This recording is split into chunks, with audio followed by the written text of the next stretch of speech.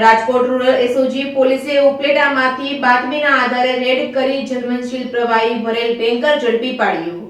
રાજકોટ જિલ્લાના ઉપલેટા પાસેથી રાજકોટ ગ્રામ્ય એસઓજી તેમજ લોકલ ક્રાઇમ બ્રાન્ચની ટીમે બાતમીના આધારે ગેરકાયદેસર જર્મનશીલ પ્રવાહીનો જથ્થો ઝડપી પાડ્યો હતો। ઉપલેટા પાસેના પોરબંદર રાજકોટ નેશનલ હાઈવે પર એસઓજી ગ્રામ્ય પોલીસે વોચ ગોઠવી એક ટેન્કરને અટકાવ્યું હતું, જ્યારે ટેન્કર ચાલકની પૂછપરછ કરી તપાસ કરવામાં આવતા ટેન્કરમાં ગેરકાયદેસર 10,000 લીટર જલવનશીલ પ્રવાહી ભરેલું જણાતા પોલીસે 18 લાખના મુદ્દામાલ સાથે ડ્રાઈવરને ઝડપી પાડ્યો હતો। જ્યારે ટેન્કર ચાલકની વધુ પૂછપરછ કરતા અન્ય એક વ્યક્તિનું નામ ખુલતા પોલીસે 2 શખ્સો સામે ગુનો નોંધી ટેન્કર ડ્રાઈવર કિશોર વિઠ્ઠલભાઈ લગધીરકાને ઝડપી પાડી અન્ય એક વ્યક્તિ લાલાભાઈ નામના શખ્સની શોધખોળ શરૂ કરાઈ છે। Reporting by Arshi Ahir, Upleta.